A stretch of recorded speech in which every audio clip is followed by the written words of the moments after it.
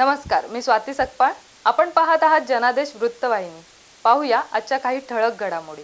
नवी मुंबईतील वाशी येथील महापालिका रुग्णालयात मनसे महानगरपालिका कामगार सेना युनिटची स्थापना करण्यात आली आहे. अशा या युनिटच्या बोर्डाचे उद्घाटन मनसे नेते संदीप देशपांडे व नवी मुंबई शहराध्यक्ष गजानन काळे यांच्या हस्ते करण्यात आले. विशेष म्हणजे इथे येणाऱ्या रुग्णांना मदत करण्याकरिता मनसेच्या वतीने वैद्यकीय कक्षाची स्थापना करण्यात आली आहे.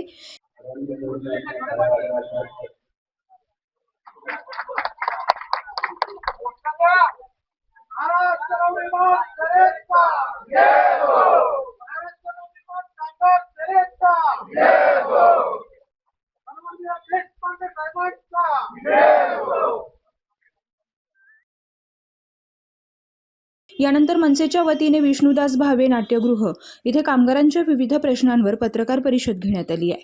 अशा पत्रकार परिषदेस मनसे नेते संदीप देशपांडे यांच्या समवेत शहराध्यक्ष गजानन काळे, मनसे महानगरपालिका कामगार सेनाचे नवी मुंबई शहराध्यक्ष आप्पासाहेब कोठुळे यांच्यासह मनसेचे विविध पदाधिकारी, कार्यकर्ते आणि मोठ्या संख्येनं कामगार वर्ग उपस्थित होता.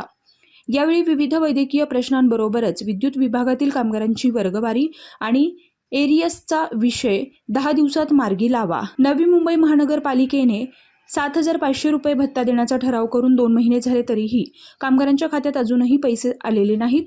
या विषयात प्रशासनाकडून हलगर्जीपणा होत असल्याने 1 महिन्याच्या आत कामगारांना पैसे मिळण्यास सुरुवात झाली नाही तर मोठे आंदोलन करून पैसे देण्यास भाग पाडू, असा इशारा यावेळी मनसे नेते संदीप देशपांडे यांनी महापालिका प्रशासनाला दिला आहे.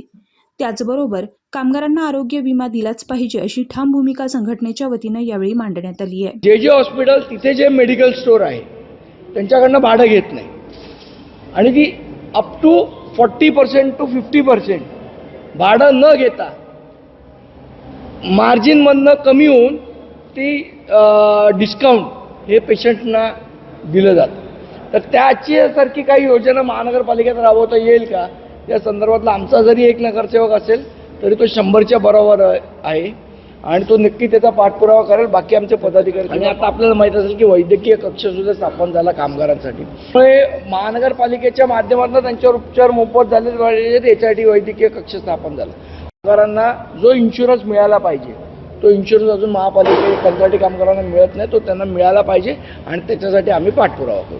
म्हणजे जरी महानगरपालिका मोफत उपचार कामगारांना त्यांच्या फॅमिली बऱ्याचशा गोष्टी असतात की ज्या महानगरपालिकेच्या हॉस्पिटलमध्ये होऊ शकत नाही तर त्याच्यासाठी इन्शुरन्स कव्हर होणं आवश्यक आहे. अजून अनेक पोस्ट वेकंट आहेत आणि अशा अनेक समस्या आहेत त्या कामगारांच्या, त्यासाठी निश्चितपणे आम्ही लढा उभारू. त्याचप्रमाणे BSTचे जे याचे इलेक्ट्रिशियन विद्युत जी देखभाल दुरुस्ती विषय आहे त्याच्या संदर्भात अनेक कामगारांचे अजून एरियर्स बाकी आहे. एरियर्स आणि त्यांची वर्गवारी करणं बाकी आहे. त्याही संदर्भात आम्ही सिटी इंजिनियरना 30 तारखेला पत्र दिलं होतं पण अजूनही त्याची अंमलबजावणी त्यांनी केलेली नाही आहे. आपल्या माध्यमातून माझी त्यांना विनंती आहे की लवकरात लवकर त्याची अंमलबजावणी करा, नाहीतर आम्हाला मनसे स्टाईल आंदोलन घ्यावं लागेल आणि त्याची जबाबदारी सिटी इंजिनियरची असेल. दुसरा महत्त्वाचा विषय, काही दिवसापूर्वी 19 जून 2026ला म्हणजे 2-3 महिन्यापूर्वी सागर नाईक यांनी एक ठरावाची सूचना महानगरपालिकेत मांडली होती.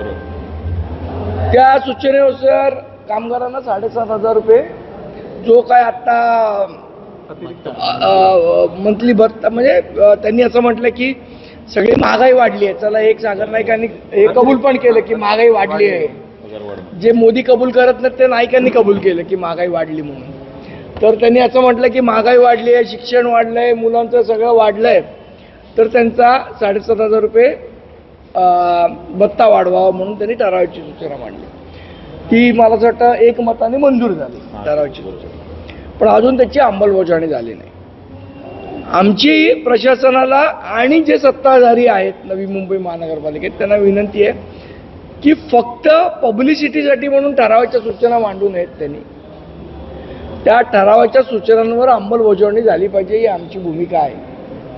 आम्ही अजून त्यांना 1 महिन्याचा अल्टिमेटम देतोय की त्या 1 महिन्यामध्ये त्यांनी जी ठरावाची सूचना मांडलेली आहे स्वतः जे त्यांनी लोकांना प्रॉमिस केलं आहे त्याच्यावर त्यांनी ठाम राहावं आणि त्याप्रमाणे नाहीतर आम्हाला एक कामगार आंदोलन या महानगरपालिकेत उभं राहावं लागेल याची त्यांनी नोंद घ्यावी.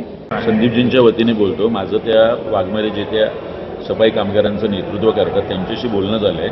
पुढच्या 1-2 दिवसात ती सगळी मंडळी आम्हाला भेटायला येणार आहे. संदीपजींच्या नेतृत्वाखाली जर शक्य असेल तिथे रेल्वे व्यवस्थापन असेल, सिडको व्यवस्थापन असेल, त्यांनासुद्धा आमच्या वतीने कुठलाही कामगार याच्या पोटावरती पाय येणार नाही एवढी काळजी महाराष्ट्र नवनिर्माण सेना, आमची महापालिका युनियन असेल, कामगार सेना असेल, याच्या वतीने आम्ही काळजी. कॅमेरामन इक्बाल शेखसह पल्लवी केदार, जनादेश वृत्तवाहिनीकरिता.